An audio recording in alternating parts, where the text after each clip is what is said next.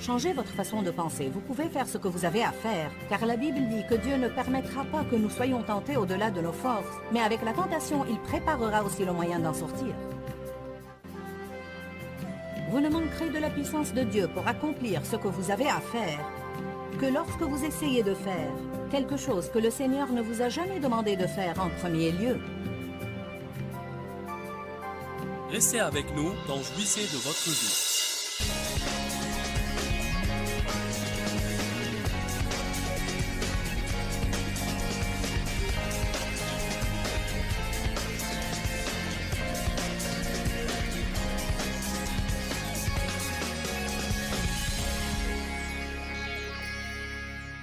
Je ne sais même pas comment vous dire à quel point je crois que notre vie peut changer si nous prenons tout simplement une décision.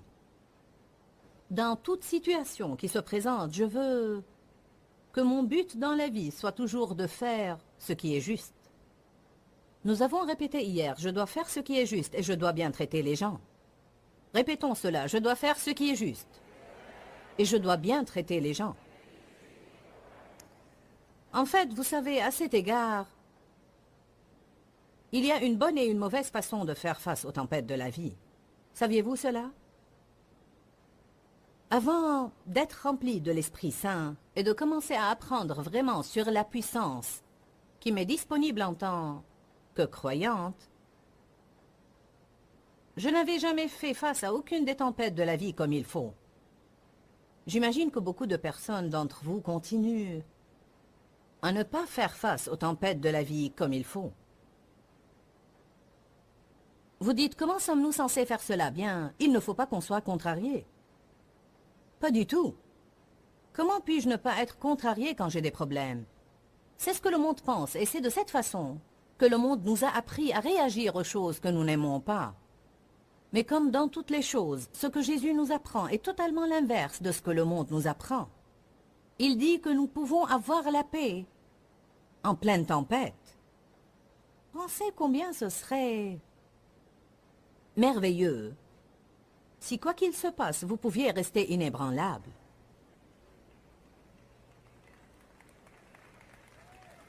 Vous vous retrouvez dans un bouchon inattendu, sans être contrarié.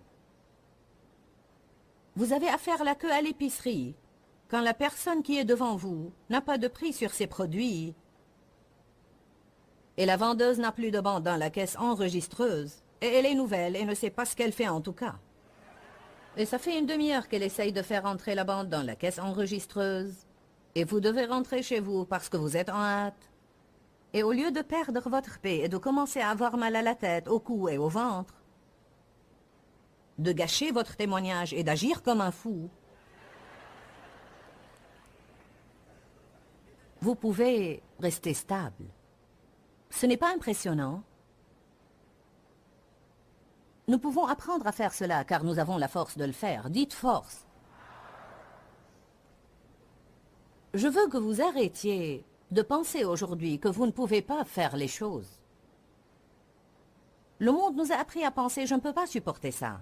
Je ne peux pas affronter ça. Je ne peux pas faire ça. C'est trop pour moi. Je veux que vous sachiez bien ce matin que rien de ce qui se met en travers de votre chemin n'est trop pour vous. Peu m'importe ce que c'est, Dieu peut y faire face. Vous ne pouvez pas le faire, mais lui, il peut et il vit en vous. Luc 10, 19 dit, « Voici, je vous ai donné le pouvoir. » Non pas la faiblesse, la peur, la timidité et la lâcheté.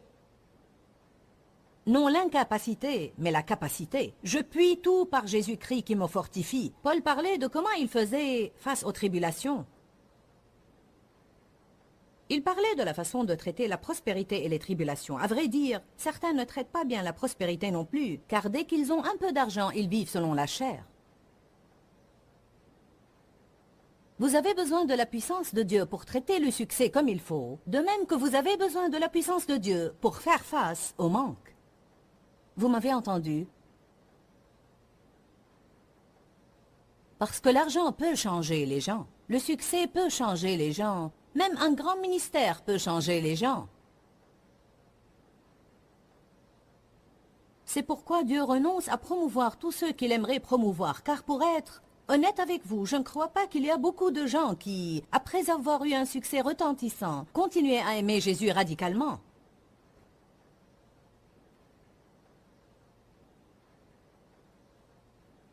Paul a dit que je sois dans l'humiliation ou l'abondance. Je suis satisfait. Nous traversons des épreuves dans la vie où nous passons parfois par une période d'abondance et tout va super bien, et puis tout à coup nous sentons comme si le monde était bouleversé. Il faut que vous compreniez que de temps à autre, Dieu va nous réajuster un peu et nous éprouver. 1 Pierre dit, ne soyez pas surpris de la fournaise qui sévit au milieu de vous pour vous éprouver. Pourquoi, à votre avis, chaque année à l'école, vous faites des examens finaux avant de pouvoir passer à la classe suivante?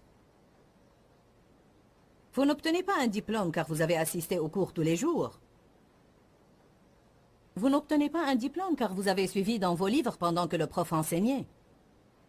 Vous n'obtenez un diplôme que quand vous faites les examens finaux et vous montrez par vous-même que vous pouvez répondre aux questions et trouver les réponses. Il ne suffit pas que quelqu'un d'autre le fasse toujours pour nous. Il ne suffit pas que quelqu'un prie pour que nous surmontions nos problèmes. Il ne suffit pas que je me tienne dans les queues de prière. Il faut que je devienne un tueur de géants. Cela veut dire que quand vous êtes à la maison tout seul, où il n'y a pas de belle musique, ni de belle lumière, et vous sentez comme si l'enfer était contre vous, vous pouvez toujours louer Dieu. Quand vous êtes seul à la maison et personne ne vous prêche sur les offrandes, alors que votre réfrigérateur est en panne et votre machine à laver est en panne, vous pouvez surmonter cela et dire « Je m'en fous, Satan. Je vais faire exactement ce que Dieu me demande de faire et je ne vais pas le faire seulement quand c'est facile. Je vais le faire spécialement quand c'est dur. » Pourquoi croit-on qu'on ne peut faire ce qui est juste que quand c'est facile? Changez votre façon de penser. Vous pouvez faire ce que vous avez à faire, car la Bible dit que Dieu ne permettra pas que nous soyons tentés au-delà de nos forces, mais avec la tentation, il préparera aussi le moyen d'en sortir. Vous ne manquerez de la puissance de Dieu pour accomplir ce que vous avez à faire que lorsque vous essayez de faire quelque chose que le Seigneur ne vous a jamais demandé de faire en premier lieu.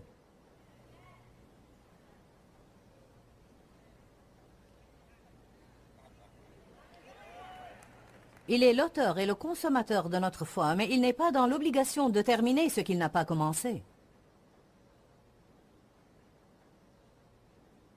C'est pourquoi il est important, quand vous déployez vos efforts, de vous assurer que vous avez entendu de Dieu et de ne pas vous mettre à l'œuvre dans quelque chose que vous commencez, et puis vous mettre en colère contre Dieu s'il ne vous donne pas la force d'accomplir ce que vous essayez de faire. Et je vous dis, il ne me faut pas longtemps pour réaliser si je marche selon la chair plutôt que l'esprit, car j'ai suffisamment d'expérience avec Dieu pour savoir que s'il est présent dans ce que je fais, il me donnera tout ce qu'il faut pour l'accomplir. Il me donnera la sagesse, il trouvera des personnes pour m'aider, il me fournira les finances, il me donnera le désir et il me donnera l'énergie nécessaire dont j'ai besoin. Allez maintenant. Mais si je fais quelque chose car quelqu'un veut que je le fasse, je manquerai de finances, je me débattrai et je combattrai les diables tout le temps. Et si je fais quelque chose parce que je veux le faire, je manquerai de finances, de force et je manquerai même de vrais désirs. Vous vous sentirez épuisé et à bout de force tout le temps, et vous ne ferez que réprimer les diables. Non merci, j'ai assez fait cela. Je veux jouir de ce que je fais, sinon je ne vais pas le faire. Et je ne pourrai en jouir que si Christ le faisait à travers moi. Christ en moi, l'espérance de la gloire. Amen. Sans moi, vous ne pouvez rien faire. Dites, je peux faire ce qu'il faut que je fasse. Déclarez cela maintenant de tout votre cœur.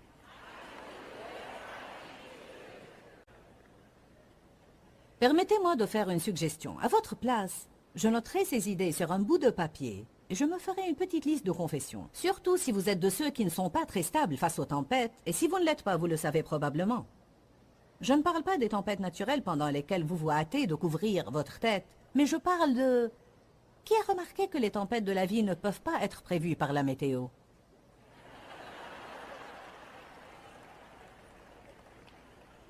Il y a de grandes tempêtes et de petites tempêtes. Il y a de courtes tempêtes et de longues tempêtes. Mais laissez-moi vous dire quelque chose clairement. Tout le monde aura des tempêtes. Mais le soleil brille toujours de l'autre côté des nuages. Le soleil brillera toujours de nouveau. Une des choses que vous avez besoin de dire en pleine tempête, et cette tempête va disparaître. Elle va disparaître, et je vais la surmonter. Quand le diable vous dit « vous n'allez pas le faire », vous devez ouvrir votre bouche et dire « je vais la surmonter ». Quand le diable vous dit « vous ne pouvez pas faire ça », ouvrez votre bouche et dites « je peux le faire, je peux faire tout ce qu'il faut que je fasse, car Dieu ne me délaissera et ne m'abandonnera point ». Il faut que vous répondiez au diable. M'avez-vous entendu? Ne restez pas passif lui permettant de vous bourrer la tête de mensonges et d'inepties, de vous embrouiller et même de vous rendre fou alors que vous vous mettez d'accord avec lui. Une pensée vous vient, je ne peux pas le faire, et vous dites, je ne peux pas le faire. Une autre pensée vous vient, c'est trop pour moi, c'est trop pour moi. Une autre pensée vous vient, je ne peux plus supporter ça, je ne peux plus supporter ça. Puis une autre pensée, je ne peux pas endurer ça, vous dites, je ne peux plus endurer ça. Nous devons déclarer par notre propre bouche, non ce qui vient d'ici à notre bouche, mais ce qui vient d'ici à notre bouche. Amen. Faisons comme les enfants. Faites cela et dites, je ne vais pas faire ça. Je vais faire ça.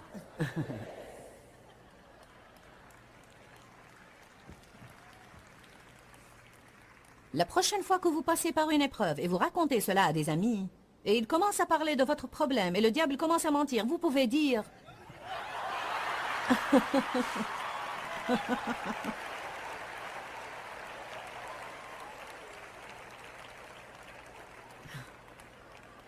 Ça attire l'attention, n'est-ce pas? Qui a jamais senti sa pensée se débattre contre son esprit? Tout le temps, non?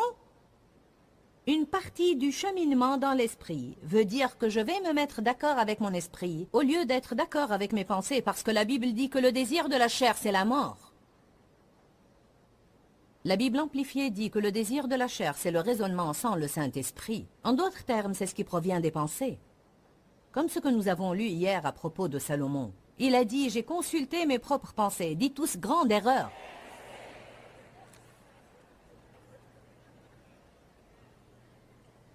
Je donne un enseignement intitulé « Secouer la vipère ».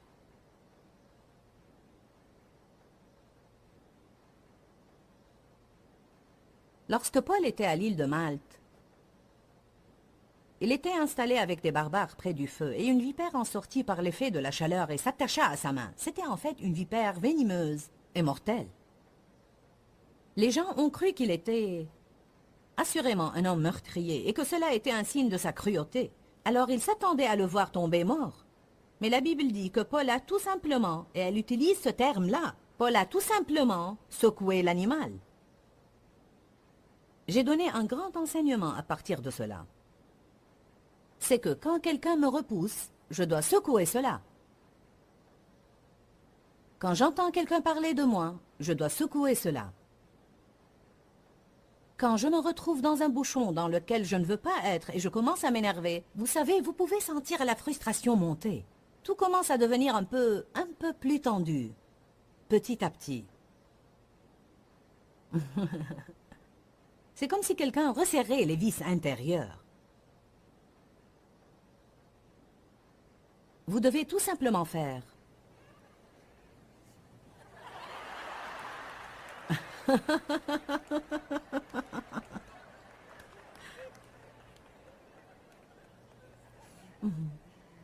Jésus a dit aux disciples, quand vous entrez dans une ville et ils ne vous reçoivent pas, il y a plein de villes. Vous ne les traverserez pas toutes avant mon avènement. Alors ne vous inquiétez pas de quelqu'un qui ne veut pas vous recevoir. Il a dit, quand vous sortez de cette ville, secouez tout simplement la poussière de vos pieds et allez vers d'autres villes. Quelqu'un a donné cela à ma fille ce matin qui va avec ce message. Alors je vais vous le lire. Un jour, l'âne d'un fermier est tombé dans un puits. L'animal pleurait pitoyablement pendant des heures alors que le fermier essayait de voir que faire à cet égard. Imaginez, l'âne est dans le puits et il est en train de pleurer. Le fermier dit, comment vais-je t'en faire sortir? Finalement, il a décidé que l'animal était vieux et qu'il allait falloir l'enterrer en tout cas. Ça ne valait pas la peine d'essayer de sauver l'âne. Alors il a appelé tous ses voisins et il leur a dit « Nous allons le couvrir de terre ». Alors ils ont tous commencé à jeter de la terre dans le puits. Au début, l'âne s'est rendu compte de ce qui se passait. Il a poussé des cris horribles. Ça vous rappelle quelqu'un que vous connaissez? C'est comme, je sens comme si tout va s'effondrer sur moi. Vous savez, des pelles de terre Et de saleté tombent l'une après l'autre. Puis à la surprise de tout le monde, il s'est calmé. Quand vous passez par une épreuve, vous êtes contrarié et vous n'arrivez pas à entendre Dieu. Même s'il essaye de vous dire quoi faire pour en sortir, vous ne pouvez pas l'entendre, car vous êtes tellement contrarié. Une personne ne peut être guidée par l'esprit que si elle garde la paix et la sérénité au fond d'elle. Nous ne pouvons pas entendre Dieu si nous sommes contrariés et complètement perturbés. La Bible nous promet que Dieu nous guidera, nous montrera le chemin et nous fera sortir de nos problèmes. Mais je veux le dire de nouveau, nous ne pouvons pas entendre Dieu parler et être guidés par l'esprit si nous sommes dans tous nos états contrariés et frustrés. Car là, vous n'entendez que ce que vous dites vous-même.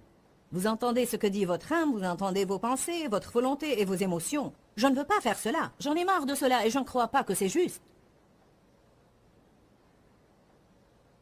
Donc la première chose que vous devez faire quand un problème survient est de vous calmer. Amen. Dites la première chose que je dois faire quand un problème survient est de me calmer. Alors voici ce pauvre âne en bas, couvert de saleté et qui est en train de pleurer. Puis soudain, il se calme.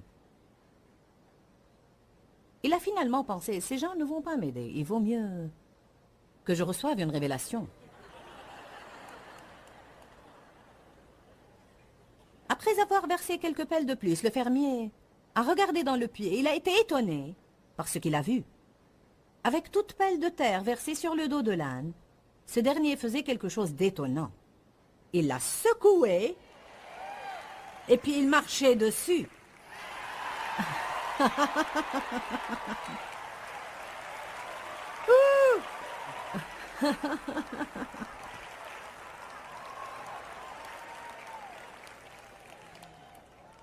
Alors que les voisins du fermier continuaient à verser de la terre sur l'animal, ce dernier l'a secoué et marché dessus.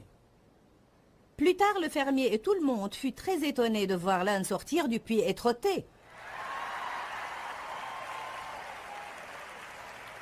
Allez, louez le Seigneur!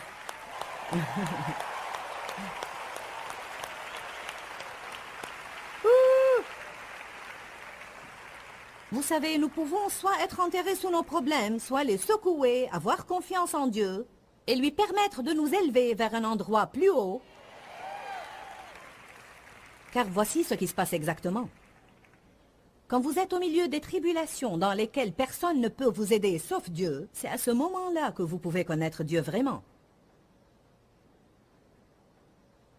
Vous n'avez même pas vraiment un problème, pas un vrai problème, jusqu'à ce que survienne un problème que personne ne peut résoudre sauf Dieu. Certaines choses que nous considérons comme problèmes ne sont pas des problèmes. La vie va verser des saletés sur vous, tout genre de saletés. L'astuce pour sortir du puits, c'est de secouer les saletés et de marcher dessus. Alléluia. Dites tous, je ne vais pas être vaincu. Je peux faire tout ce que je dois faire. Si vous n'êtes pas des personnes très stables au milieu des épreuves et des tribulations, notez quelques-unes de ces déclarations. Je peux faire tout ce que je dois faire. Rien n'est trop pour moi. Dieu est toujours avec moi. Et vous devez vous appliquer très sérieusement tous les jours et peut-être pendant 6 mois. Vous devez vous tenir quelque part dans votre maison et vous devez confesser ces choses à haute voix, peut-être 4, 5 ou 6 fois par jour. Et de cette façon, vous pourrez former une nouvelle image à l'intérieur de vous.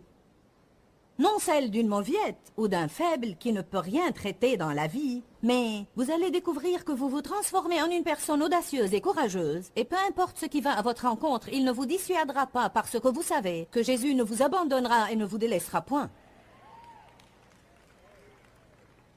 Savez-vous que vous pouvez changer L'image que vous avez formée de votre personne en déclarant la parole de Dieu jusqu'à ce que vous la croyiez et que vos pensées soient tellement renouvelées que vous commencez à agir d'une manière différente. Nos actions ne changeront jamais à moins que nos pensées changent. Le psaume 57:1 dit « Aie pitié de moi, ô Dieu, aie pitié de moi, car mon âme cherche un refuge et trouve un abri en toi. » Oui, à l'ombre de tes ailes, je cherche un refuge et je serai assuré jusqu'à ce que les calamités et les tempêtes destructives soient passées. J'ai vu ça ce matin et j'ai pensé, je vais lire cela. Il dit, quand les problèmes surviennent, je vais dire ça, Seigneur, tu es miséricordieux et tu es bon. Et je vais te faire confiance jusqu'à ce que la tempête soit passée.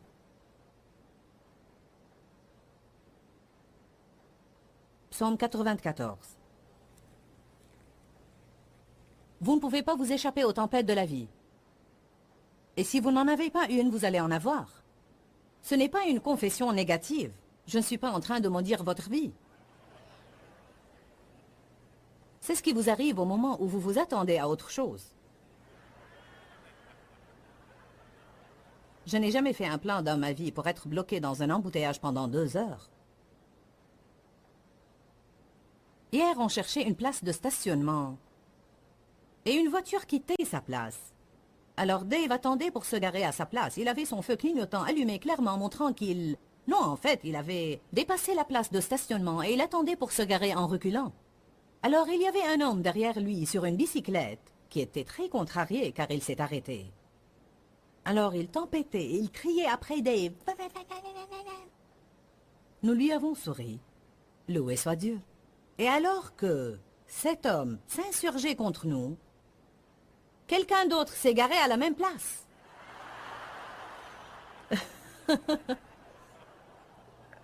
Je me rappelle que dans le passé, mon mari serait peut-être sorti de la voiture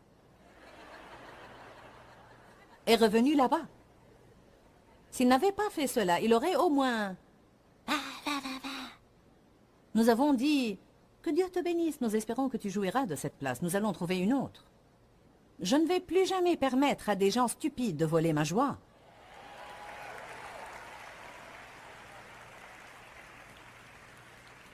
Quel bien y a-t-il en cela? Vous êtes en colère et ils ont pris la place de stationnement en tout cas et vous n'allez jamais les voir de nouveau toute votre vie. Et vous leur avez donné votre joie. Vous savez ce qui s'est passé? Le diable vous a tendu un piège pour vous vexer. Et c'est toute l'histoire en un mot. C'était un piège diabolique et vous vous y êtes laissé prendre.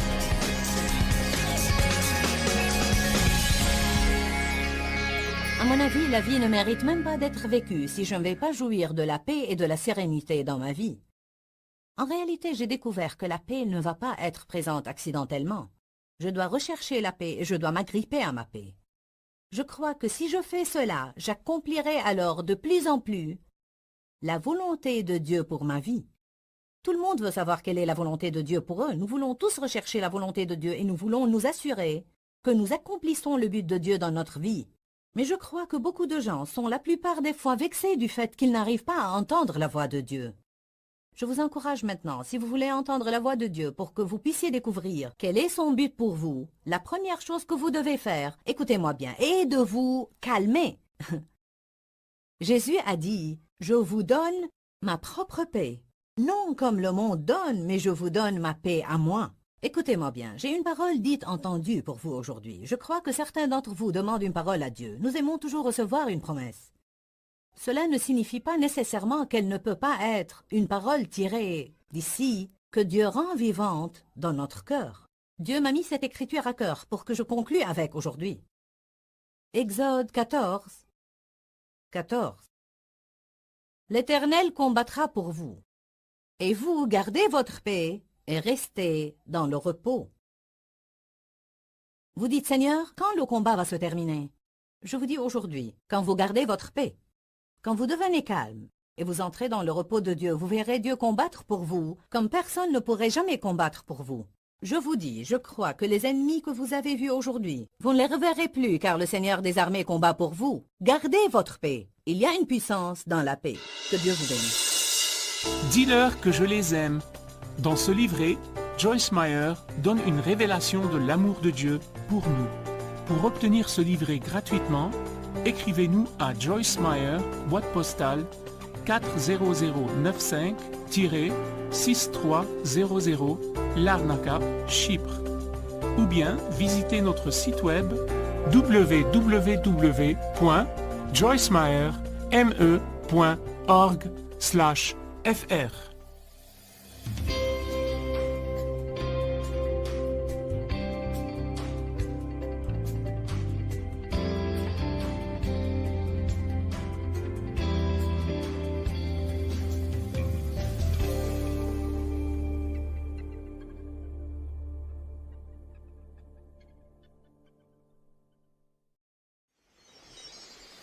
La Bible dit que nous devons poursuivre la paix, la chercher et la rechercher. Pourquoi, si vous ne faites pas cela, elle vous échappera? Vous n'avez probablement pas moins que 200 possibilités par semaine pour perdre votre paix. Restez avec nous dans Jouissez de votre vie.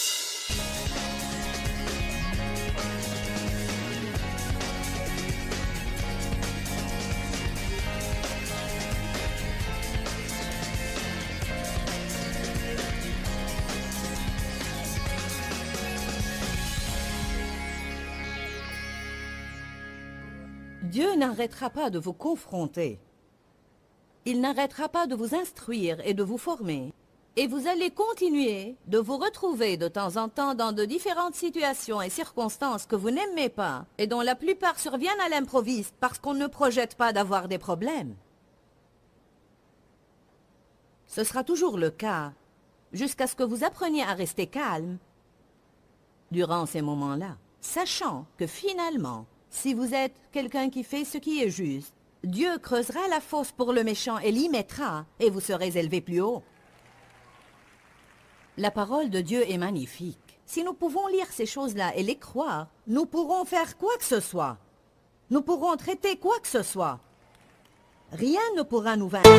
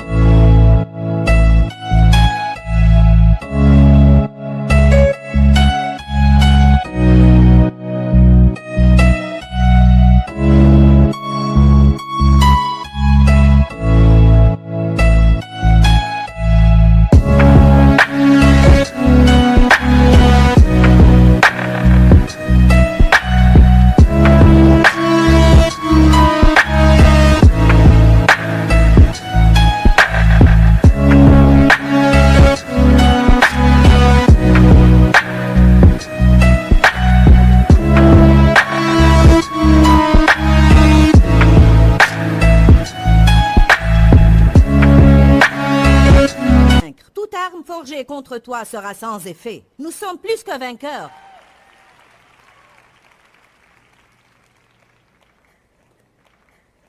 Les gens qui sont dans le monde ne savent pas ce que vous savez. Quand un problème survient, ils n'ont qu'un seul choix, être contrariés. Il n'y a pas d'autre choix pour eux. En fait, ils ne peuvent rien faire qu'être contrariés. Mais nous avons un choix.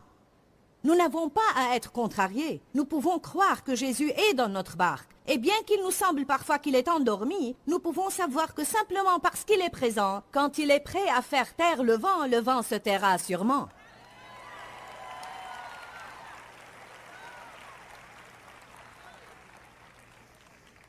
Exode 14.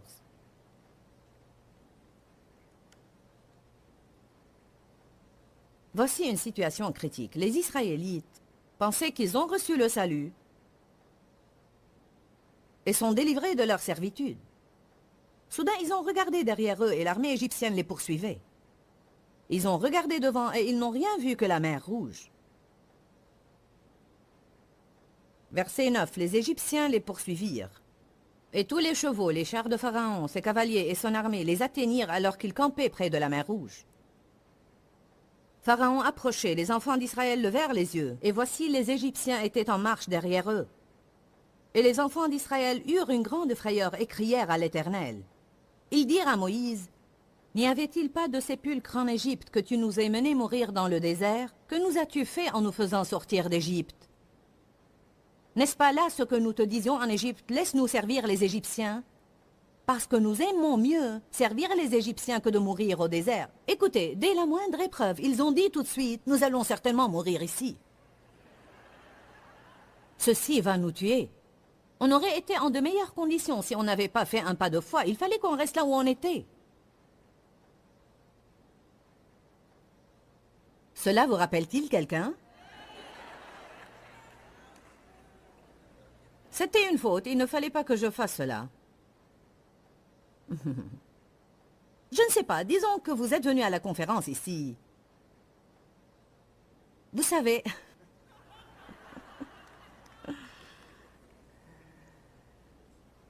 Cela ne va pas vous arriver, mais il est arrivé à quelqu'un de venir à une de mes conférences et par la suite, il n'a plus trouvé sa voiture.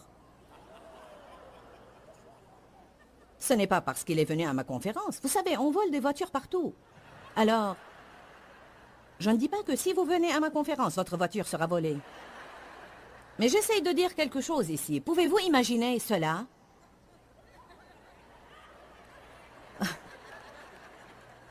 Oh Seigneur, je ne comprends pas cela. Il ne fallait pas que j'aille à cette conférence. Et puis vous dites, peut-être que je suis hors de la volonté de Dieu, je ne sais pas. Dieu ne veut pas que je m'implique dans les réunions charismatiques remplies du Saint-Esprit. Après tout, elle parle en langue. Peut-être qu'il ne faut pas que je la regarde à la télé. Je vous dis que c'est la stupidité de toutes nos pensées.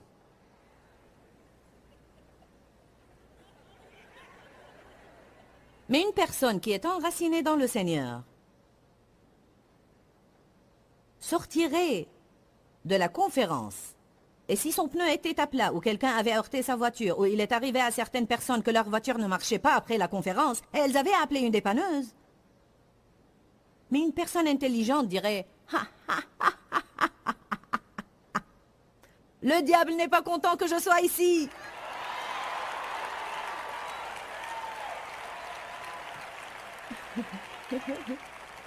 Quand allez-vous comprendre que le diable ne vous dérangera que si vous le dérangez? Il ne s'opposera à nous que quand il est menacé par notre progrès. Si vous étiez dans une église morte et vous étiez semi-mort,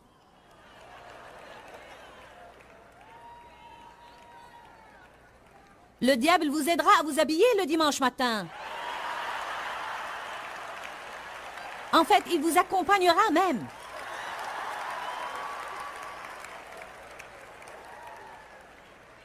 Mais je vous assure qu'il n'a aidé personne à venir ici. Probablement vos enfants se sont mal tenus, votre babysitter n'est pas venu, et ceux qui allaient vous accompagner ont renoncé à venir. Vous vous sentiez mal, vous ne trouviez pas les clés de la voiture. Vous avez été bloqué dans un bouchon et vous étiez tenté de retourner chez vous. Avec toute occasion survient une opposition. Paul a dit, Dieu m'a ouvert une grande porte d'un accès efficace et les adversaires sont nombreux. Allez, quand allons-nous nous réveiller? Dites à celui qui est à côté de vous, réveille-toi.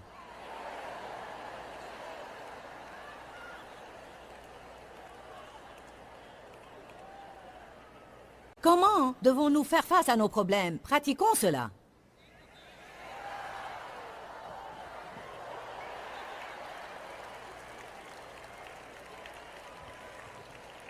Et vous qui venez d'allumer votre télévision, quand un problème survient, vous devez le secouer. Quand le diable vous ment, ne déclarez pas ce qu'il vous dit par votre bouche, mais quand Dieu parle, vous dites ce que vous avez à l'esprit et vous déclarez ce qu'il dit.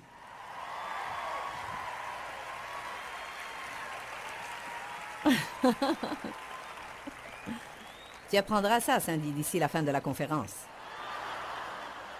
Elle dit en bas, comment fait-elle cela? Exode 14. Verset 13. Moïse répondit au peuple, ne craignez rien, restez en place, restez fermes et confiants et regardez la délivrance que l'Éternel va vous accorder en ce jour, car les Égyptiens que vous voyez aujourd'hui, vous ne les verrez plus jamais. Faites attention au verset 14. Écoutez, l'Éternel combattra pour vous, et vous, vous n'aurez qu'à rester tranquille et en paix. J'ai une part et Dieu a une part. Le monde dit, si vous avez un problème, vous n'êtes pas responsable si vous ne vous en inquiétez pas. Mais Dieu dit, ne vous souciez pas. Prenez votre responsabilité, mais ne vous souciez pas. Les gens gardent les soucis et se déchargent de la responsabilité. C'est la vérité. Ma part est de garder ma paix. Dieu ne va pas faire ça. Il me donnera la capacité de le faire. Mais j'ai à prendre la décision que je ne vais pas être contrarié. Je refuse d'être contrarié. Une des façons qui nous rend contrariés de plus en plus, c'est parler.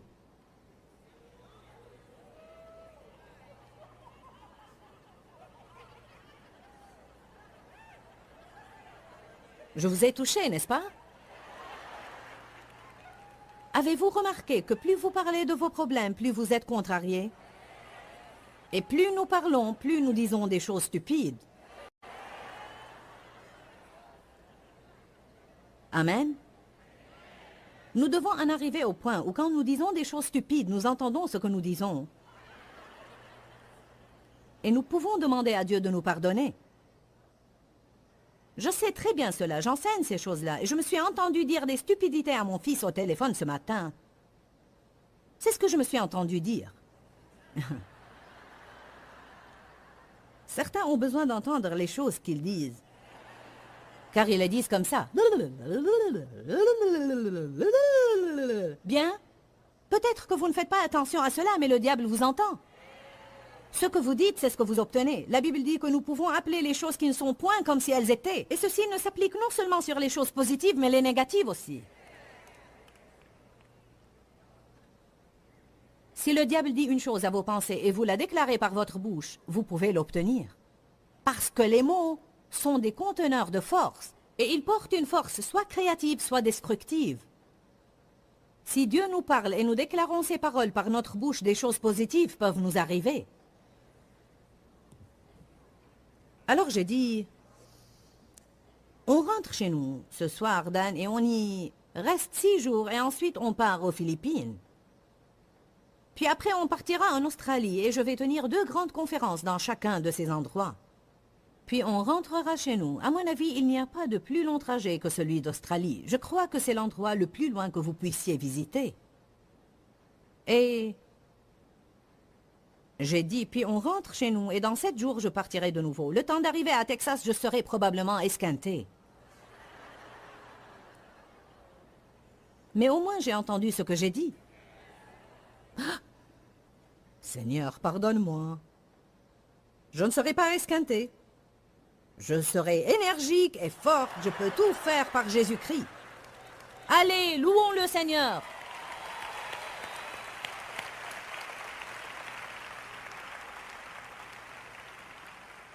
Aucun homme ne peut dompter la langue. Mais Dieu peut nous aider à apprendre à écouter ce que nous disons. Et quand nous commettons une erreur, nous pouvons reformuler et changer nos phrases. Dites, je dois garder ma paix. Psaume 34, 14. On a lu cela hier. Nous n'allons pas ouvrir nos livres, mais la Bible dit que nous devons poursuivre la paix, la chercher et la rechercher. Pourquoi, si vous ne faites pas cela, elle vous échappera? Vous n'avez probablement pas moins que 200 possibilités par semaine pour perdre votre paix. Je vais vous donner un petit devoir qui vous surprendra. Faites une de ces petites choses. Vous savez, 1, 2, 3, 4.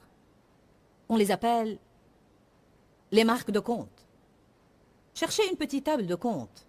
Gardez-la dans votre voiture ou bien dans votre poche. Un petit morceau de papier. Et chaque fois que quelque chose arrive qui risque de voler votre paix, ou la vole vraiment, ou qui est destiné à voler votre joie, notez cela. Et je vous assure, à la fin de la semaine, vous serez étonnés. Maintenant, je vois ce que le diable fait. Quand nous comprenons très bien que tout ce qu'il fait, c'est nous tendre un piège pour nous agacer, alors quand toutes ces choses arrivent, nous pourrons rire et dire « Ah ah, Satan, tu ne m'auras plus de nouveau. Si je dois attendre dans la queue, je peux le faire et je peux attendre paisiblement. Si je suis bloqué dans un bouchon, je suis en retard pour mon rendez-vous et je n'y peux rien, je dis béni soit Dieu, je vais entendre une cassette de Joyce pendant que j'attends ici. Je crois que je vais entendre des louanges de Charles et Jill et cela m'aidera à secouer mes problèmes. Amen. Quelqu'un se retire à la dernière minute et il était censé vous accompagner quelque part et il a changé d'avis à la dernière minute.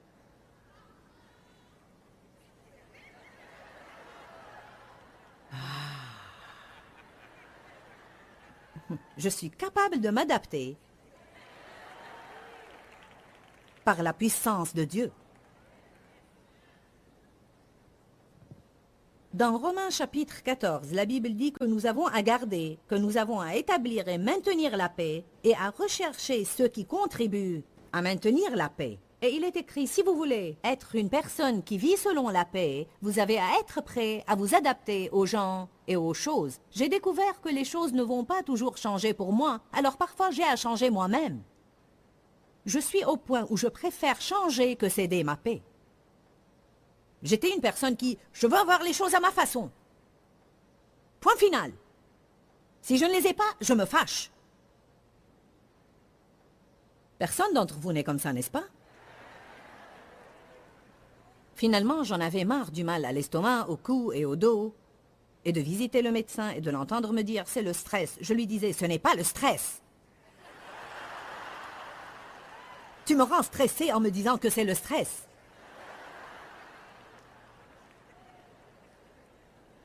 J'ai dit à un médecin, écoute, je sais qu'il y a quelque chose qui ne va pas chez moi et tu dois découvrir ce que c'est. C'est vrai que j'avais un problème, mais ce n'était pas un problème physique. Je piquais beaucoup de crises par jour et ceci détruisait ma santé. Car quoi qu'il se passait, j'étais hors de moi.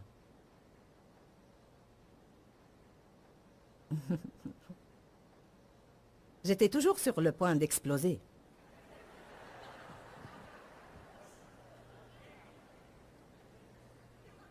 Tous les soirs, devant la table de dîner, tous les soirs, quelqu'un renversait quelque chose.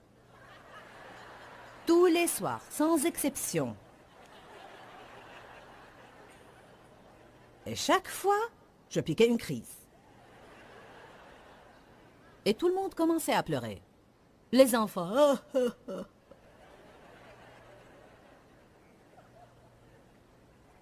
Les enfants renversaient le lait et il s'écoulait en dessous des bols. Et quand on renverse quelque chose, on essaie de l'essuyer avant qu'il ne pénètre dans les fissures de la table. Car le lait tourné se mélange avec les autres saletés. Alors, si vous ne l'essuyez pas, vous aurez à démonter la table, à chercher un couteau et à enlever tout en grattant. Des saletés. Maintenant, on fabrique des tables massives. Dans le temps, elles étaient... Vous pouvez toujours en trouver. Mais pour moi, c'est fini. Ma table n'a pas de fissure maintenant. Maintenant, elle a une surface en verre et tout le monde les rafle. Il n'y a pas d'espoir. Il y a toujours beaucoup de choses que vous devez supporter dans la vie.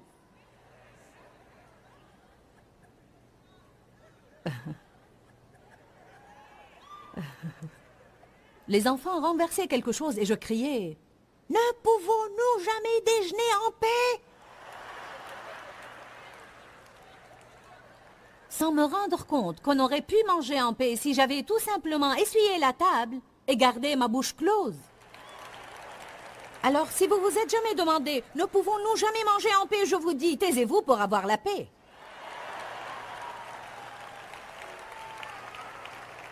Si vous arrêtez de faire toute une histoire de toute chose qui se passe et si vous êtes prêt à changer à ce moment-là, vous pouvez certainement avoir un peu de paix. Je prêche très bien.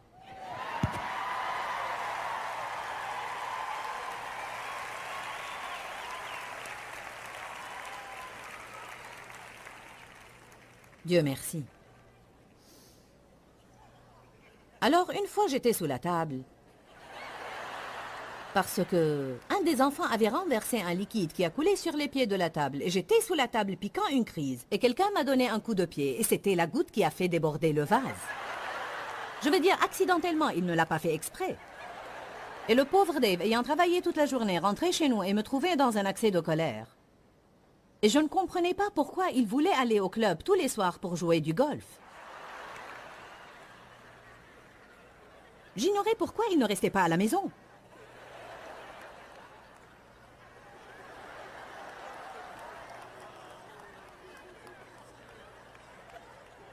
Ton mari ne reste pas à la maison car tu es enquiquinante. Peut-être, peut-être tu ne l'es pas, mais peut-être.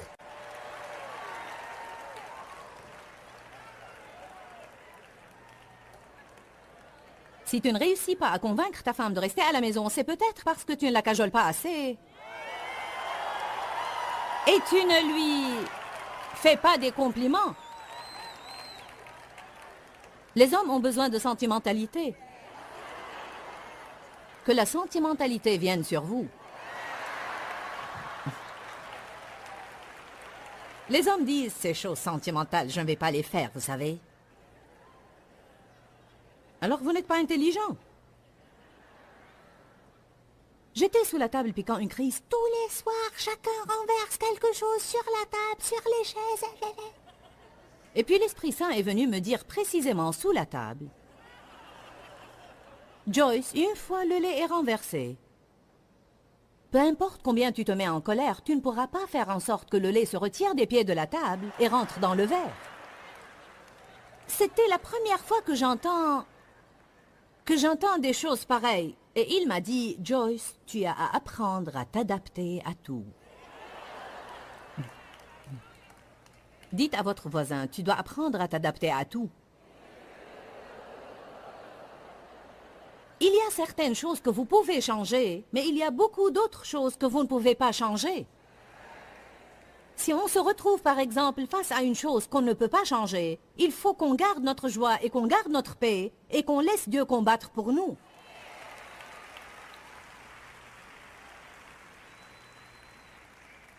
Jean 14, 27 dans la Bible amplifiée dit « Je vous laisse ma propre paix. Je vous donne ma propre paix. Je ne vous donne pas comme le monde donne, mais c'est ma propre paix que je vous donne et que je vous laisse. » La Bible amplifiée dit « Ne vous laissez plus être contrariés et agités, c'est-à-dire ne vous permettez plus d'être contrariés. » Amen. J'avais à contempler cela pendant des années, parce que j'étais convaincue que je n'y pouvais rien. Je n'y peux rien, Seigneur. Je ne veux pas agir de cette façon, mais je n'y peux rien, je n'y peux rien, je n'y peux rien. C'est une excuse tirée de votre sac d'excuses. Le diable vous dit, vous n'y pouvez rien, alors vous dites, je n'y peux rien, je n'y peux rien, je n'y peux rien. Amen. Mais la Bible dit, nous avons la maîtrise de soi. Le fruit de l'esprit est maîtrise de soi. Cela veut dire que je peux me contrôler. Je n'ai pas à permettre au diable de me contrôler. Je ne dois pas laisser libre cours aux émotions non contenues. Je peux toujours me contrôler. Ne dites pas tout le temps, « Oh, je n'y peux rien. Si je mange un morceau de biscuit, je dois manger une dizaine. » Non, tu ne dois pas. Non, tu ne dois pas. Si tu ne peux pas vaincre un biscuit, alors pourquoi essayes-tu de chasser les démons?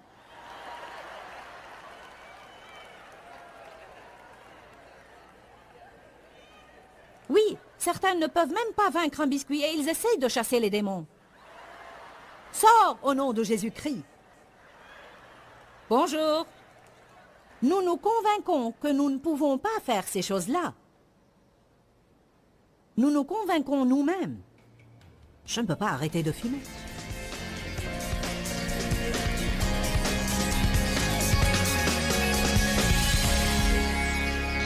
À mon avis, la vie ne mérite même pas d'être vécue si je ne vais pas jouir de la paix et de la sérénité dans ma vie. En réalité, j'ai découvert que la paix ne va pas être présente accidentellement. Je dois rechercher la paix et je dois m'agripper à ma paix.